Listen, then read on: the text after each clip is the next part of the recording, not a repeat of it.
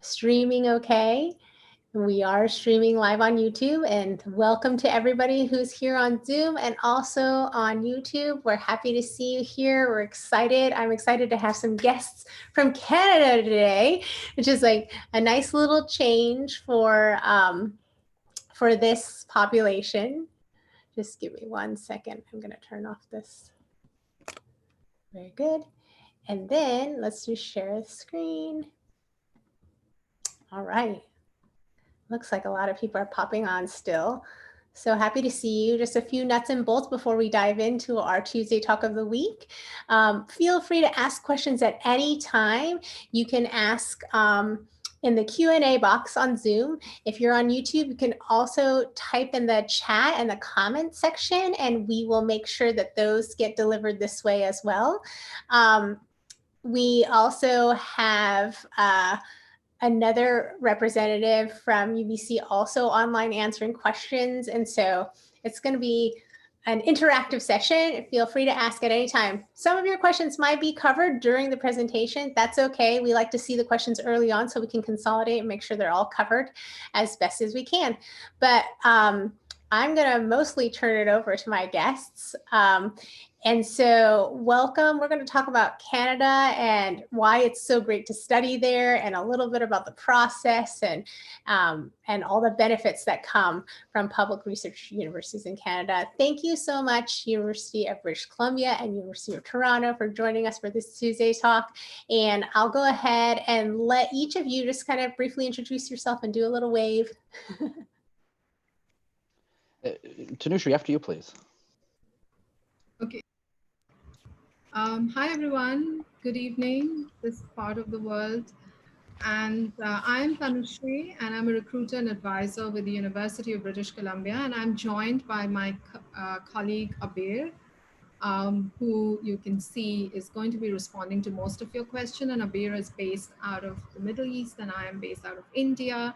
So we are so excited to be here, and in our role as recruiters and advisors, we have this wonderful opportunity of connecting with some fantastic students like yourselves.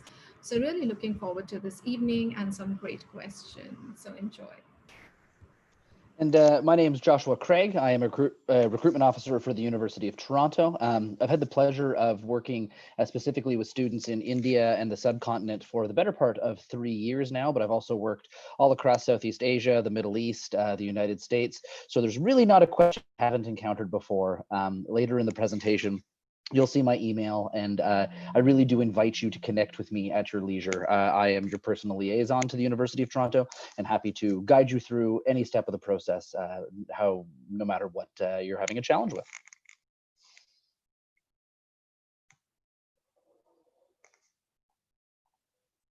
Okay.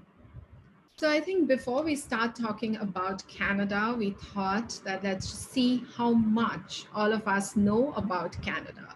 So we decided to have a small quiz just to see what we know about Canada. So the first question is, what percentage of the world lakes is there in Canada? So you can put your responses in the chat box.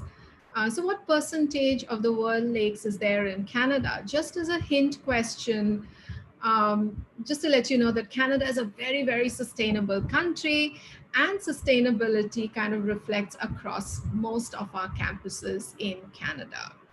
So we will give you a few more seconds. I see some C's. Somebody said 47. Some said B like a 34. So all of us are playing it safe. So let's see what the answer is. I think some of you have got it right. Very, very smart. So well done. So 2 million lakes are there in Canada. So Canada is a very, very sustainable country.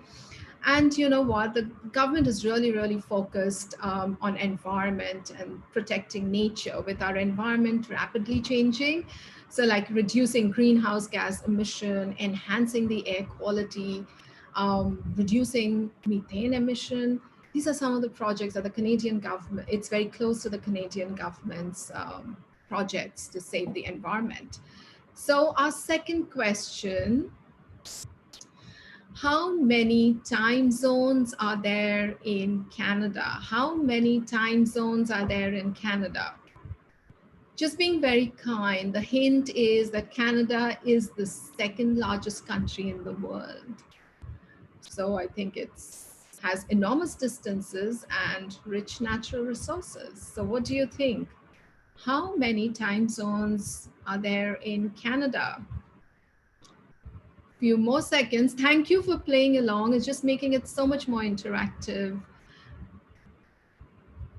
All right, so the answer is, I see a lot of 4s and 5s. The answer is actually 6 time zones.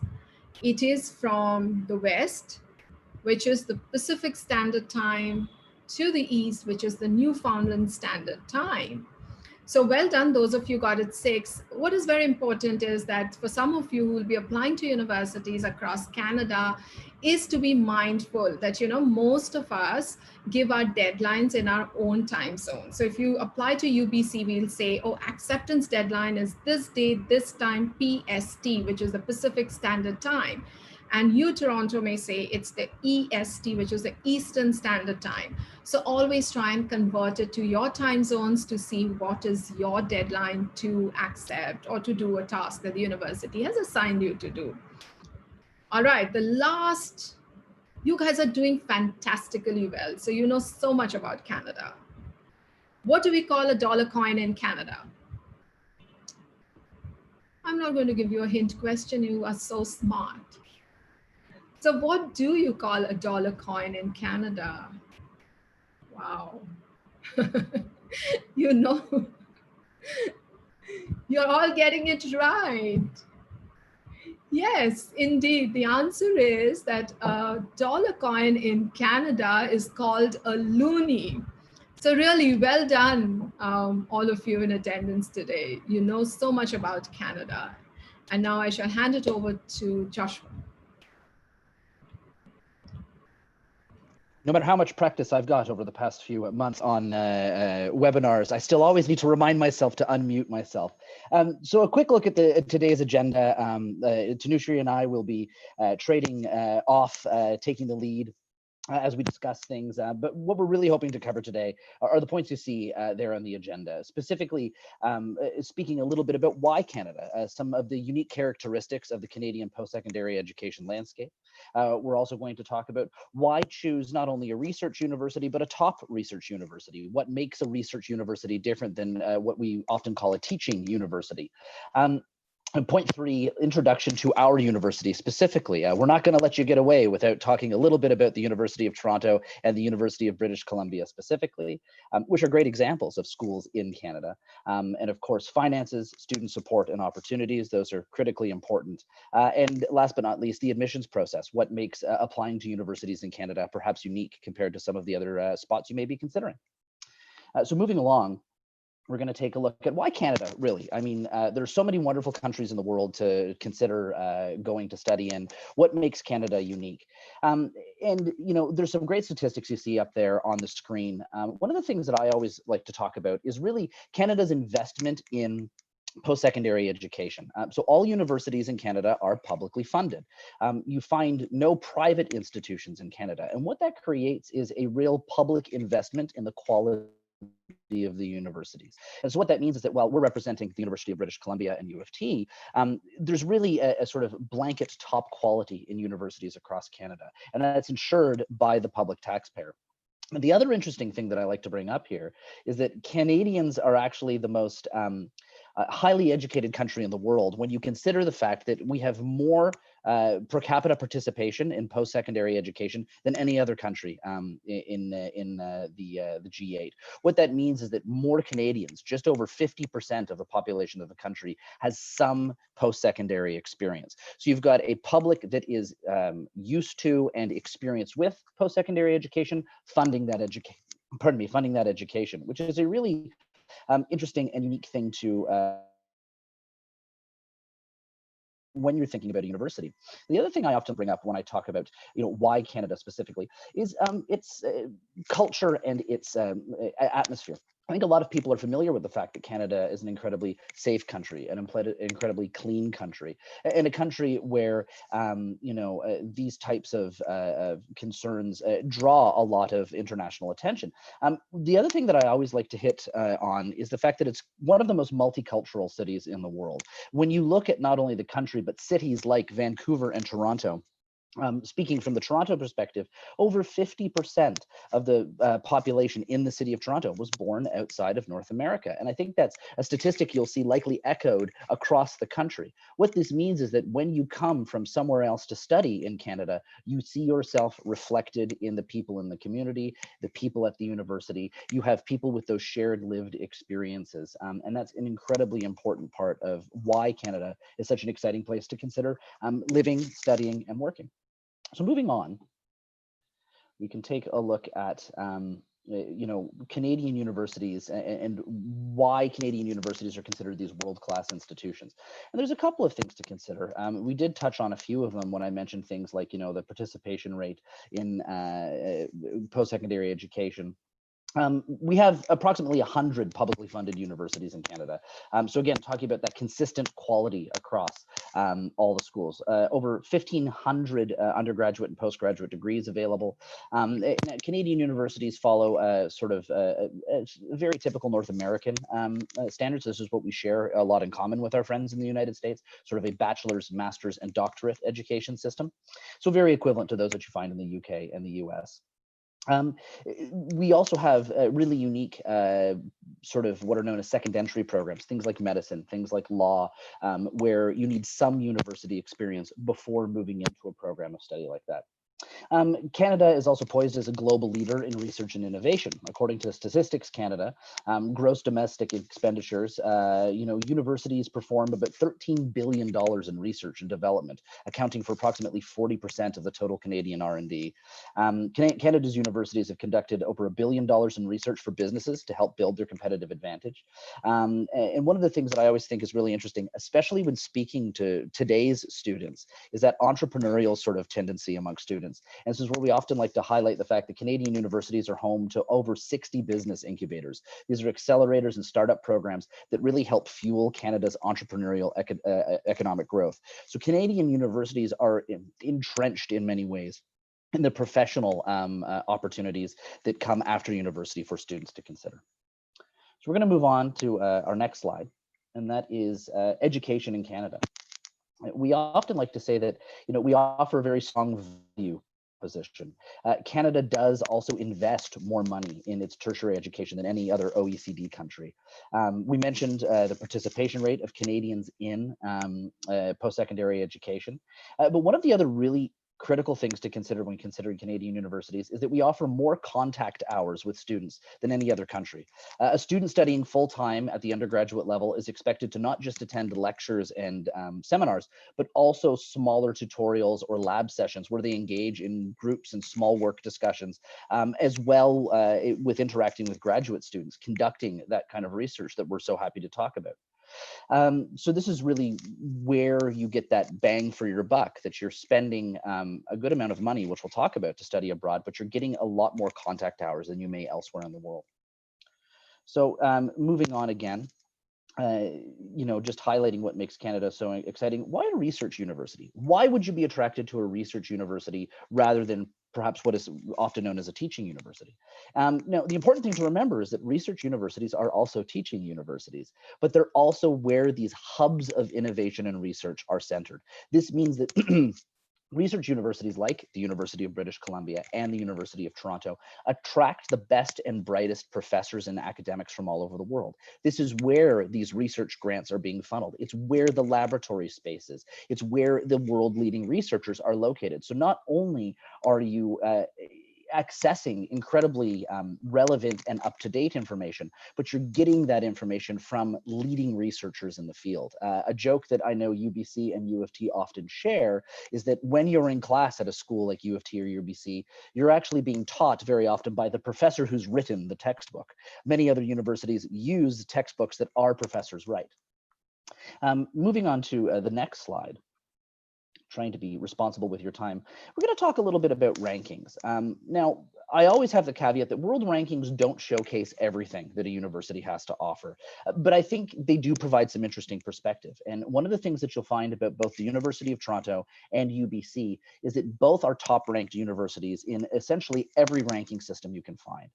Sitting, top 34, top 40, top 39, top 38. We are in the top 50 when you consider how many universities there are in the world, 100 in Canada alone. My argument would be thousands of post-secondary institutions available in the United States. We're sitting in that top 30, 40 category consistently. And that showcases just how strong the Canadian education system is and the great things that you can really access at universities like UBC and U of T. So I'm not going to let you go just yet. Now I'm going to keep talking and chat about the University of Toronto.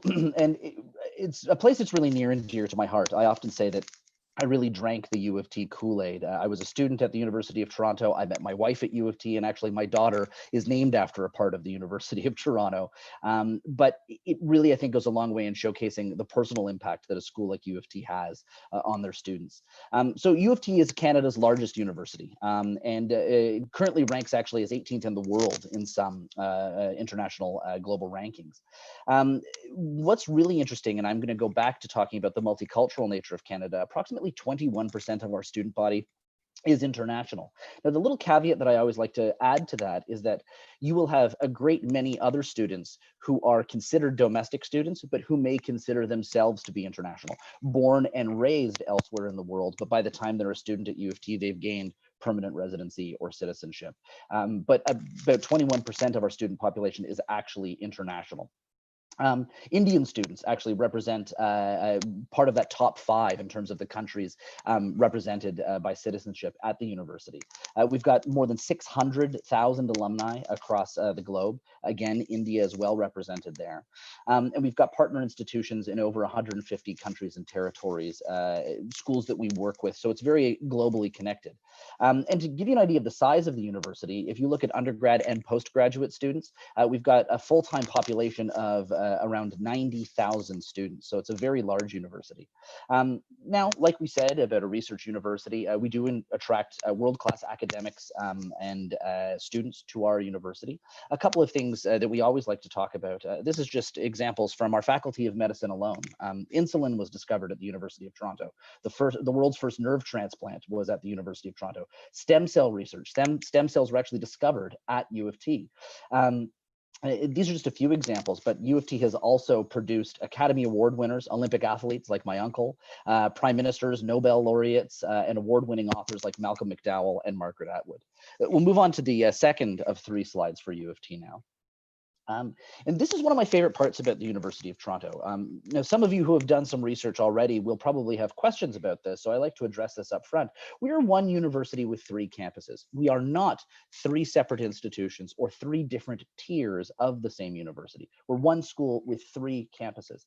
In the west end of the Greater Toronto Area, or is what we call the GTA, you find the Mississauga campus. And it's a mid-sized university campus with approximately 15,000 students, but it sits on 225 acres of green space. So Mississauga is actually a separate city. It's an adjacent city to the city of Toronto. And it's actually the 6th largest city in Canada. It's very diverse and multicultural, as is Toronto. So a lot of international students not only find it's a great place to study, but may actually, in fact, have family that live in Mississauga. The campus is also fairly new in terms of its architecture, really state-of-the-art, brand new facilities, really with a focus on green learning and LEED certified technology. Now, moving from west to east, you of course pass through the center of the city of Toronto, the downtown core, and that's where you'll find the St. George campus. It's the founding campus of U of T, and it's located right in the heart of the city. In fact, it predates the city itself. So as Toronto grew into Canada's largest city, it actually grew around what is now Canada's largest university. It has over 35,000 undergraduate students and a real nice mix of sort of older Gothic style buildings along with brand new modern state-of-the-art facilities. Arts, business, and science programs make up the largest area of study across all 3 of our campuses. So if you apply to that faculty at St. George, you're part of what's known as a smaller community of colleges. So the downtown campus is broken into 7 different neighborhoods or colleges. And surely some people will have questions about that later. Of course, completing our sort of little trek across the Greater Toronto area from west to east, we end in the east, which is where you'll find the University of Toronto Scarborough campus. It's in the eastern part of the city. It's actually located on over 300 acres of parkland along the Highland Creek Valley, hundreds of kilometers of hiking trails. So very similar to UTM in the sort of natural landscape. And what's really crucial to understand about both the Mississauga and Scarborough campuses is that while they are in acres of parkland and forested area, herds of deer wandering around on campus, you're still part of that Toronto area. You're a quick subway stop or bus ride from the downtown core, the lakefront, and all of the hustle and bustle of the city. So moving on to the final slide, and then I promise I'll let my dear friend Tanushree take over. Speaking just a little bit about the programs, I think North American education, and if you've attended any of the other Tuesday talks, you may have caught a feeling of this, is often defined by its flexibility. And I think schools like UBC and U of T really capitalize on this. U of T is really happy to offer over 700 undergraduate programs. There are over 10,000 courses within those undergraduate programs that students can select from. And so we often say that this is a school where a student can really create their own degree. A student could specialize in engineering and minor in music. They could do a major in Middle Eastern history and minors in anthropology and political science like myself. I mentioned I met my wife at U of T. She majored in human evolutionary biology and did a second major in Italian Renaissance art. So not only is there a great degree of program variety, but there's a great degree of flexibility allowing students to pursue 2 what might seem very different areas of study. Now, one crucial thing to understand about U of T is that you don't apply to one of these program areas upfront. You don't need to choose one of those 700 programs when you apply, but you apply to a general area of interest, something like life sciences, where you'll find close to 100 different biology-related science programs, for example. And while we really champion students exploring different subject areas, they're not pigeonholed. We have breadth requirements really insisting that students take a little bit of this and take a little bit of that to round out their educational experience. We will talk later about scholarship options, but there's a lot of really excellent undergraduate scholarships available for international students. A notable one would be our new International Scholar Award, which you're automatically considered for. It's no extra work on your part and can be as much as $100,000 Canadian spread over the 4 years. With that, I will leave it to my good friend Tanushree to excite us all about the beautiful University of British Columbia. Yeah, thank you, Joshua. So just talking about UBC a little bit, the University of British Columbia is really a global center for research and for teaching, and we are consistently ranked as one of the 40 best universities in the world. And at UBC, because we are a top research institution, we really attract some very high caliber professors and students from around the world and receive huge funding every year. Now, what does that mean if we receive huge funding? It just means as students, you will be receiving some fantastic infrastructure and great faculty. At UBC, you're going to be taught by the best and the brightest in the field. Just to give you an example, I'm sure all of us are familiar with the term, the carbon footprint. Now, this concept of carbon footprint actually grew out of an older concept of ecological footprint, which was invented by William Rees, who at the University of British Columbia. So research at UBC is about finding solutions to day-to-day issues. And as undergraduate students at different universities, at UBC's campuses, you will be able to partake in the research that's taking place on campus. Just to give you an example, as I said, research is about finding solutions to our current challenges. Recently, UBC engineering students developed a very simple, low-cost COVID-19 ventilator that may well save lives. So their design was kind of built around a modified BiPAP machine. At UBC, we have 8 Nobel laureates, and more than 200 companies have spun off from UBC's research. So research is not the only program at UBC. So for example, you are interested in a co-op, UBC offers that. You might be interested in a small community project or engineering without borders or an exchange program. There is plenty for you at UBC to get involved in, to embrace that outside of your classes. Because I think somewhere we realize that a university experience is not just about a degree, it's about so much more outside of your classes that you may get involved in that helps you to grow as an international student. Now, speaking about our campuses, UBC is both our campuses are actually, we can move to the next slide. Yeah, thank you. Both our campuses are actually located in the beautiful province of British Columbia. And I think as you shortlist universities, that is another key consideration that you may want to take into consideration is the fact that the city that you're going to should offer plenty for you to do outside of your classes. So one of our campuses is in the beautiful city of Vancouver, which is in the west coast of Canada. Since both our campuses in the west coast of Canada, we have a very, very mild climatic condition. We are not knee deep in snow and no cute polar bears on our streets.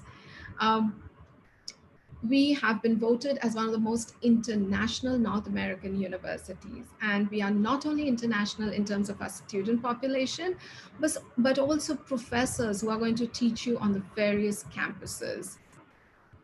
So UBC's Vancouver campus is located 30 minutes away from downtown Vancouver on the spectacular traditional territory of the Musqueam people. We have about 45,000 undergraduate students and nearly 10,000 graduate students. Now, though the campus is large, it's very, very compact. So whatever you need is available on campus, whether it's your housing, academic building, research centers, 15 libraries, biodiversity park. We are probably few universities in the world which also has a beach on campus because we are surrounded by the Pacific. And we are located in Vancouver, which is one of the most livable cities in the world. Vancouver is also very, very diverse and cosmopolitan. So that's a great starting point as international students. Talking about our other campus, the other campus is located in the beautiful Okanagan Valley. So we can just move to the next slide. Thank you. In the beautiful Okanagan Valley in a city called Kelowna. Now, the Okanagan campus is a mid-sized campus when you compare it to Vancouver. So therefore, it has an intimate learning environment, and it really has bold and innovative ways of research and teaching, and therefore has some fantastic professors and students on this campus. I personally like this campus because I feel it's a great size, especially the right size, especially when you're transitioning from high school to a university as large as UBC. Whether you are in Vancouver or in Okanagan, both the campuses mirror each other in terms of the opportunities and the diversity of the student community. Okanagan also receives huge annual funding for research, and there are more than 12,000 research projects that our students are currently involved in the Okanagan campus. So the Okanagan campus is located in the beautiful province, in the beautiful Okanagan Valley. The Okanagan Valley is very, very popular for award-winning wineries and vineyards, and it is also one of the fastest growing cities of Canada. It is one of the most entrepreneurial cities of Canada, and it is also known as the Silicon Valley of the North. There are more than 580 tech firms in this region, and the Disney Interactive North American headquarters is based out of this region. So we will talk a little bit right now about the Canadian post-secondary system. So when we do that, we just thought we will throw a little bit of light on the landscape of the education system in Canada. So in Canada, you will find colleges as well as universities. Now, the colleges offer diplomas and certificate programs that are primarily vocational and technical in nature, whereas universities offer degree. So straight out of high school, you will have two options, either to go straight to a university because you have the grades, you have the funding, you can move straight to the university, or Maybe I don't have high grades, or I don't have funding. I may want to go to a college, spend a couple of years, and then transfer to a university. So this is similar to the diploma programs or the pathway programs that you have in the UK. So there you complete a couple of years and then you can transfer to a degree. Now, these are popularly called the university transfer programs. Apart from that, the programs in Canada are very, very, as Joshua mentioned, very, very diverse and interdisciplinary in nature. So when you apply to a Canadian universities, most often than not, you sign up for a degree and not a program. So you don't tell us that I wish to major in, say, mechanical, or I wish to major in economics. Maybe you just apply to engineering or apply to Faculty of Arts or School of Economics. And then after studying the program or playing around with certain programs, you determine what you are most interested in, what do you enjoy the most, and then declare that as a major. Now, this is a very refreshing change from some other countries in the world where you kind of sign up for a major, and then if you are not sure, then you're stuck with that for the next 3 years of your academic life. In Canada, we recognize that as 17-year-olds, we may not know exactly everything that we are interested in. And also in high school, you may not have explored a lot of subjects. So the Canadian system will allow you to explore that and to determine what your strength is. I know there were some of you asking about the application process in Canada.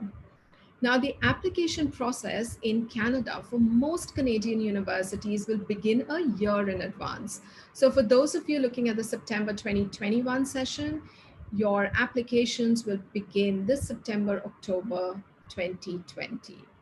So you have enough time to do your application well. Most of the applications are online. And also you need to submit your documents online. This year more so, I think most universities will encourage online submission of documents. For those of you who are interested in universities in the Ontario region, for example, Toronto or Ryerson or McMaster or Ottawa, Waterloo, Brock, Windsor. If you are interested in these universities, you need to do a common application, which is called the OUAC, and it stands for Ontario Universities Application Center. So you can put your choices here, and the universities that you have put your choices, that you have listed as your choices, will consider you for admission to these institutions. Now, speaking of the application process,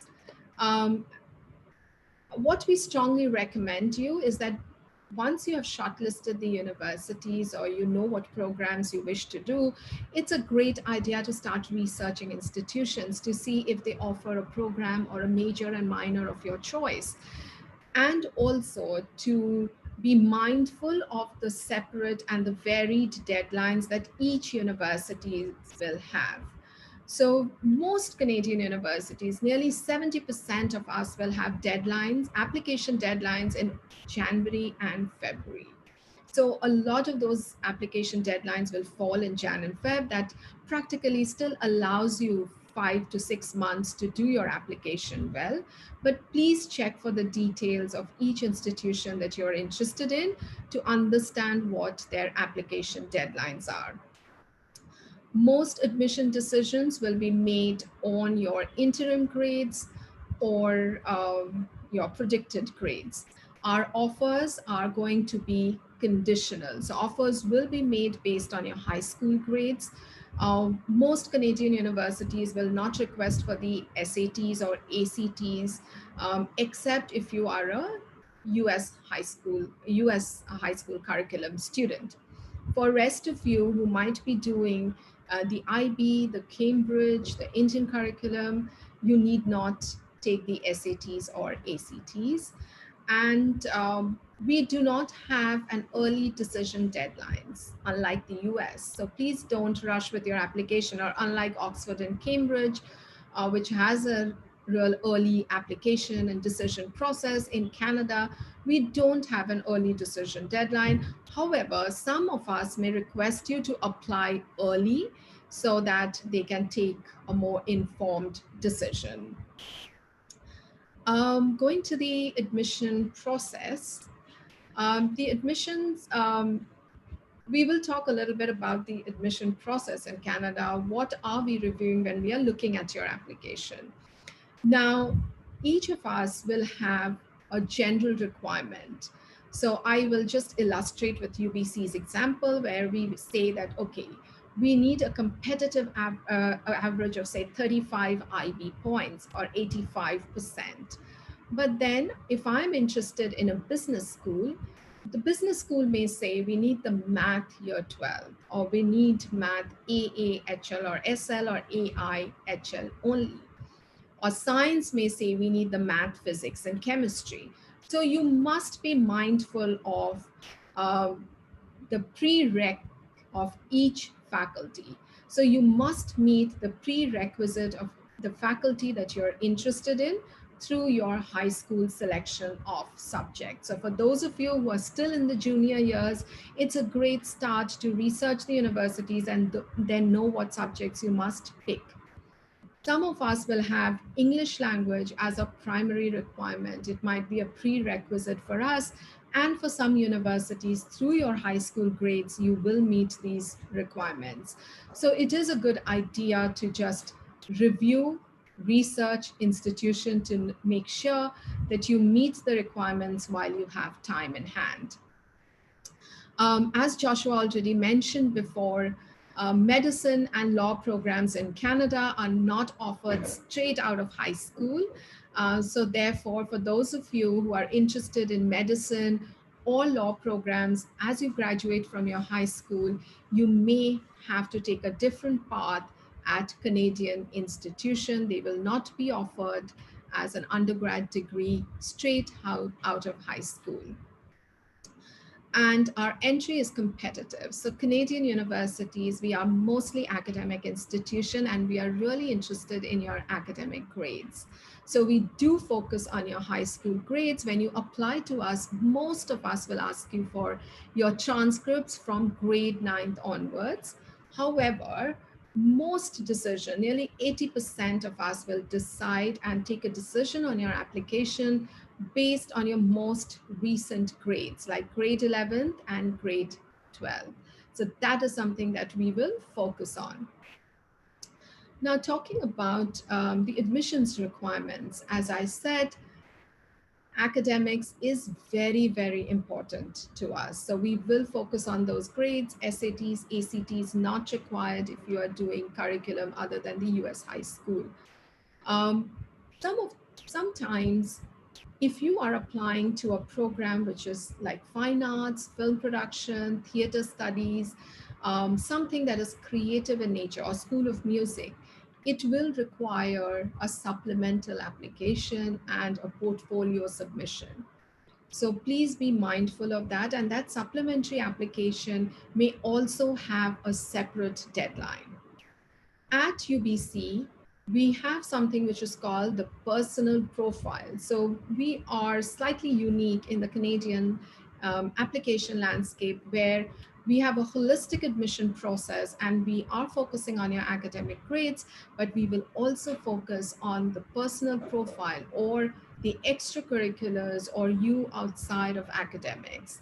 So there will be 5 essay questions as a part of our application, where you need to tell us a little bit more about yourself, a compelling narrative of your achievements, of your failures, but most importantly, what did they teach you? So please find out what each university requires in terms of portfolio and additional application, and the deadlines for the same. Letters of recommendation, we are often asked about it. Most of us don't leave letters of recommendation as a part of your application. Of course, you need to provide us. We will request you for your referee details as a part of your application, and we shall get in touch with your referees if we have any questions. But no physical letters of recommendations are required unless you are applying for some of the need or merit awards as might be required by different universities. Yeah. So this is where we get down to brass tacks and we talk about what are the costs? What am I looking at if I'm coming in? I've already seen a number of questions in the Q&A and on the chat about, how much money am I going to be spending?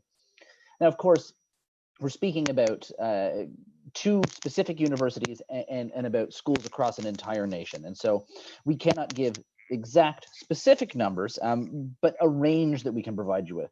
So Canadian universities are, in the grand scheme of things, when you're looking at studying abroad, a pretty good value, especially when you compare them favorably to sort of the US and the UK. So tuition and living costs can be anywhere between about $28,000 US up to $50,000 US. Like I said, there is a range. Considering that both UBC and the University of Toronto are located in the two largest and most expensive cities in Canada, certainly living expenses could be higher in our two cities than in some other universities in Canada. Again, if you're, prefer to look at it through UK pounds, of course, the statistic is there on the screen for you.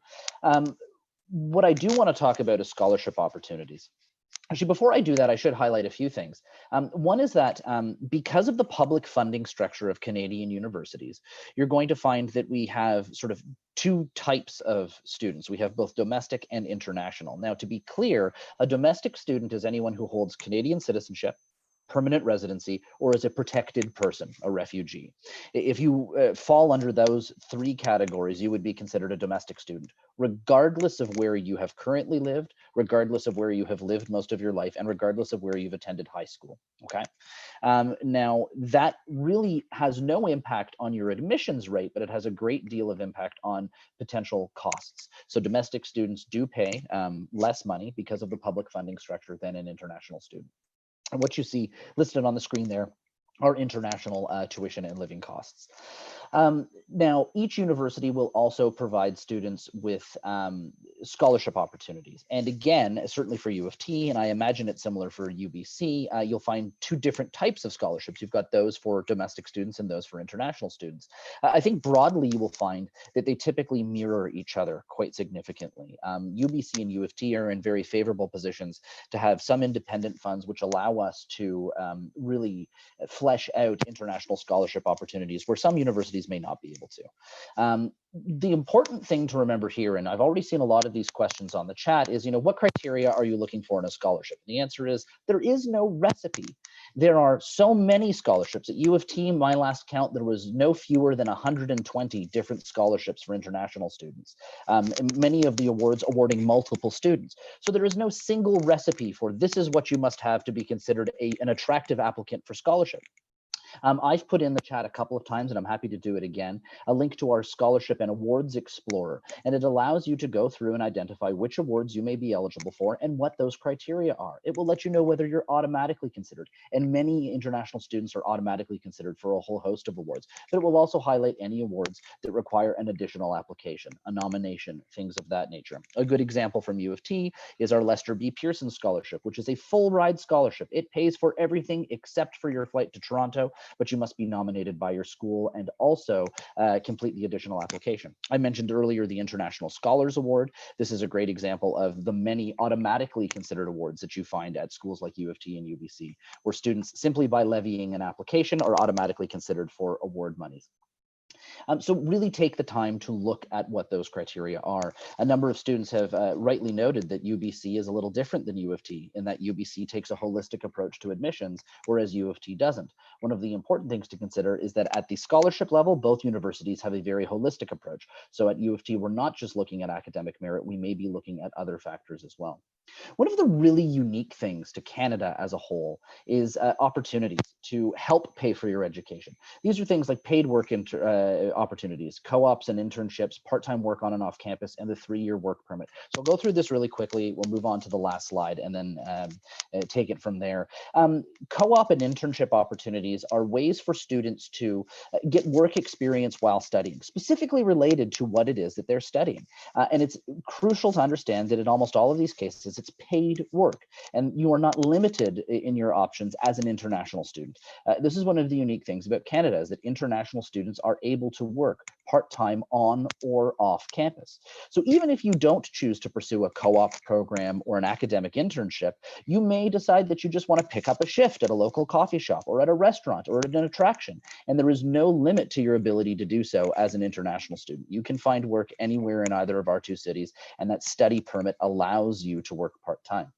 Now, to riff on that and to go further, one of the other unique things about Canada is that upon graduating from a Canadian university, you can apply for and sort of get expedited receipt of a 3-year work permit. That allows you to establish roots in Canada if you so wish, and it allows you to spend 3 years in Canada accessing the work opportunities in Canada. They don't even have to be directly related to what you studied.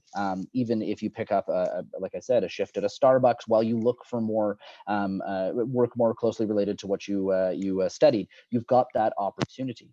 In many cases, students who do find work opportunities will also, like I said, create roots for themselves in Canada, and that will allow you to certainly look into applying for permanent residency and things like that.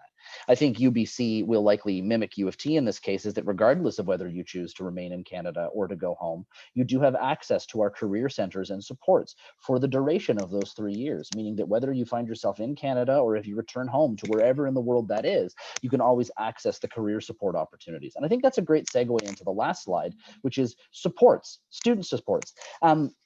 One of my most commonly uttered sentiments about university when I speak to students is that our success as a university is directly related to your success as a student. Universities cannot be top-ranked institutions, cannot be global leaders, cannot be all of these great things we like to brag about without successful students. And so it is in the mutual best interest of research universities like UBC and U of T and our students to support those students. And that's a critical thing to understand.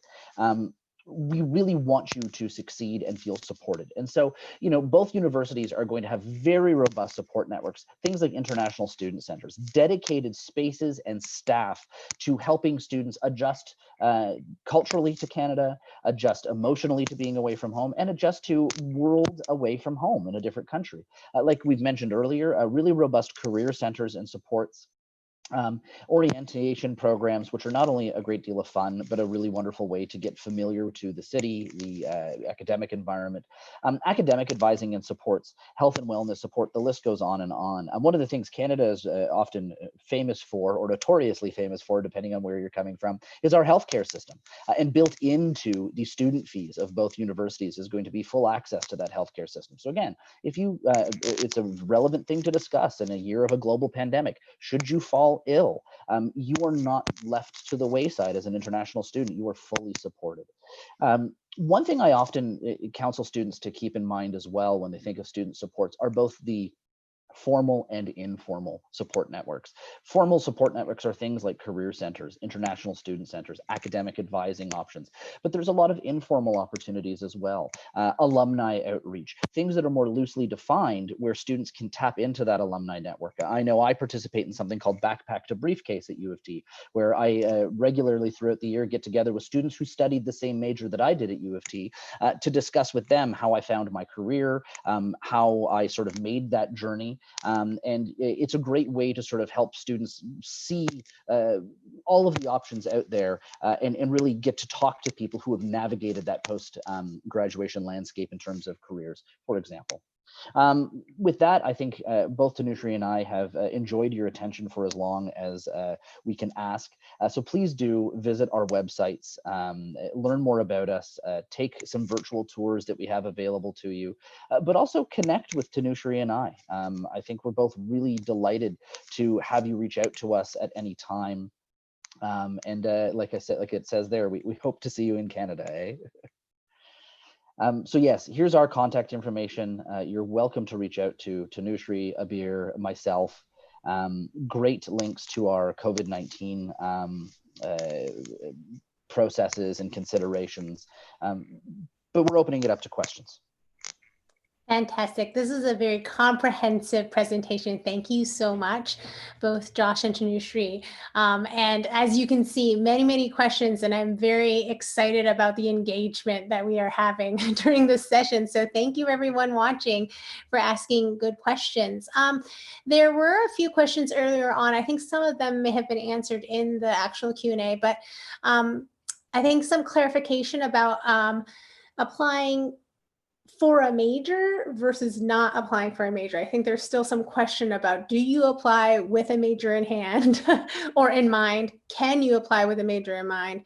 Can you switch majors? Can you double major? Do you have to indicate that at the time? I think Tanushree, you touched on it when you talked about the admissions process where you don't have to have a major.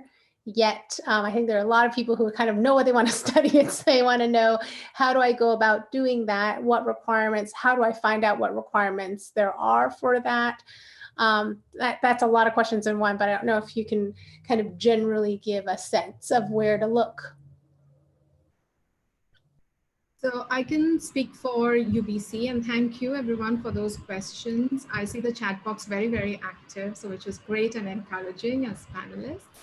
At UBC, you will have to say, for example, I'm interested in computer science. Now, computer science at UBC is offered under Faculty of Science as well as under Faculty of Arts.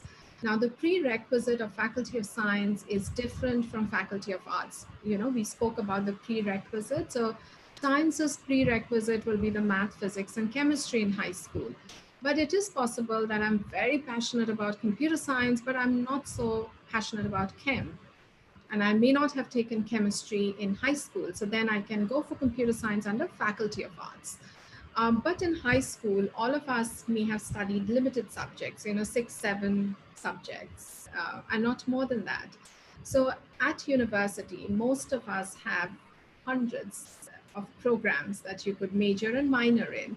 So what we really want you to do is, we don't want you to be tied down to your choices based on what you think currently you enjoy. Maybe when you come to the university, you find a subject that you may not have studied at high school, but you enjoy it so much, or you find a professor who's doing an interesting research and you get associated with it, and there is this newfound love for an entirely different subject.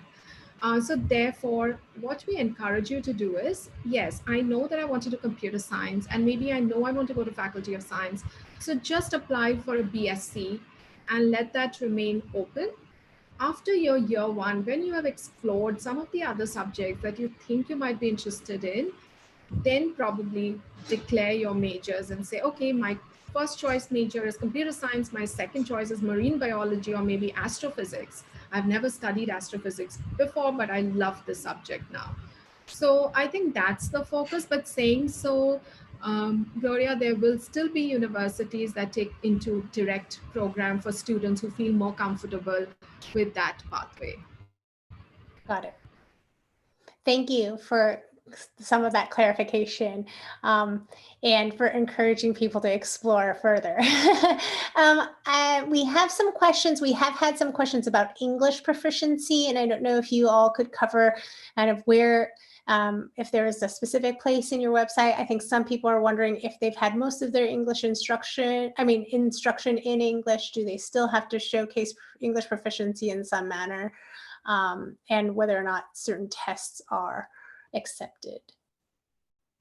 I'm certainly happy to cover for U of T. If you look at the chat box right now, I've just dropped a link for our English language requirements there. For the University of Toronto, a couple of things to consider.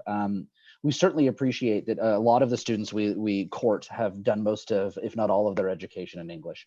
U of T actually has a list of countries where English is considered a dominant language. And so if you have 4 years or more of English education in a country that appears on that list, you are absolved of any additional English facility. Of course, India does not appear on that list, and we could quibble about whether it should or it shouldn't. Of course, I always joke that perhaps one of the few benefits of our shared colonial history is that English is a very popular and widely spoken language in India, but it's not considered, at least by U of T, as a dominant language. And so most Indian students and other students of the subcontinent, be it Pakistan, Sri Lanka, and countries in the Middle East and what have you, will be asked to provide English proficiency. I think what's really critical to understand here is this. Yes, TOEFL and IELTS are globally popular. We do not prefer them. Any one of the tests that appears on that link is accepted, okay? Most importantly is we also recognize that this is a global pandemic year, and so our policies may change and shift. I can tell you, for example, right now, U of T is currently considering whether or not we will accept Duolingo. We haven't arrived at a decision yet, but if you continue to visit that website, it will allow you to always be updated on any new tests that we may accept in light of the fact that certain test centers may be closed and what have you. Of course, your last line of defense is always to, as far as U of T is concerned, reach out to me. If you're confused about something you've read online, just send me an email. I'm happy to clarify it for you. And Tanushree, I'd invite you to add anything that I may have missed or anything specific to U of T. I mean, UBC. No, I think Joshua pretty much covered everything. Just one thing that we must be mindful of is, especially for students in the Indian region, that English language will be a study permit requirement. So you may meet university's requirement, but to get a Canadian study permit, having an English language, which is primarily the IELTS and TOEFL, and this year they've also included PTE academic in that list of accepted test scores. It is going to be a mandatory requirement. So if you want to get it out of the way earlier in the cycle, it's good for you, or maybe you want to wait till you're admitted. Perhaps I could jump in and just say one other thing, and this is critical, and Tanushree, forgive me if I'm incorrect in this, but I think U of T and UBC are similar in this sense. These types of test results are not required, at least as far as U of T is concerned, at the time of application. We have an application deadline and then we have a document deadline. So I think a lot of students are panicking and saying, look, I know U of T's application opens in October. I'm not going to have IELTS results by October. Am I up the creek? The answer is no. You don't need anything like that until February. So you can apply, then you get access to the list of required documents, and then you can follow along with that respective timeline. And I think that's critical to understand. We have a lot of students from all sorts of countries and curriculums. And so there is some question, you know, like I'm not US curriculum and I'm not UK, I'm not a British curriculum. Do you have any reassuring words about how, you know, your admissions officers like understand context of different curriculums and how that works? And again, sorry, Tanushree, if I jump in, I please invite you to comment. I often joke with students and I say, my job is to speak to students from India. If we accepted only UK and US curriculum students, I wouldn't have a job. And so I often remind students that our admissions team are experts in every curriculum you can find in the world. If you're from SABIS, if you're from CBSE, if you're from a state-sponsored system, we know your education system. We know the timeline. We know how your results are issued to you. We understand all of it. And so you're never at a disadvantage, nor are you at an advantage being from one curriculum or another. Our admissions process takes into consideration where you've come from, your evaluation method, and plays to the strengths of that system. Thank you for saying that. I think that's reassuring to people that you understand what their transcripts mean and their curriculum means. Well, we just have a couple more minutes, and I know there are a lot of questions that we may not have gotten a chance to ask, but we do, again, encourage you to reach out because UBC, U of T, they all have other virtual engagement opportunities. They want to answer your questions. Like Josh said, this is their job. Their job is to answer questions and to get people to apply to schools and to get people in. And I know these are really top ranked schools and they're really competitive. And there was a question in here like, how you know, what are the chances? So I don't know if like as kind of a final closing, if you all have any final thoughts of encouragement in the college search process, and also want to touch on kind of the competitiveness and how, you know, how that might play into their decisions on whether or not to apply. I would just like to say that I think your choices of university should really be based on the programs that should determine your choice of university, because ultimately that's what you're going to be signing up for. Irrespective of the ranking, rankings often don't define that it is going to be the right university for you. But of course, we also understand that most of you will use ranking as your first round of filter, so which is good. I think it just helps you to narrow down your list. What I can assure you of that is at UBC, our admissions is really looking forward to read your application, because we want to admit you. We really want international students, and that really adds, you add so much value and diversity to us as a university. And as Joshua mentioned, and I would like to repeat, that we are because of you. However, it is also your responsibility to do a strong application, ensure you meet the prereqs. But please be assured that there is somebody somebody reading your application with a lot of empathy. So please go ahead, apply, and I would say chase those dreams that you have. Beautifully said. I couldn't say anything more than that. We look forward to your applications. We look forward to supporting you. Thank you so much again to Nushree and Josh and Abir for answering the questions from text. We're really, really grateful for the time that you've taken to spend with us today. Everyone, thank you so much for joining another Tuesday Talk. I hope you learned a lot, and I hope that you do connect with these admissions recruitment officers. Thanks so much for your time, and we'll look forward to seeing you next Tuesday. Bye.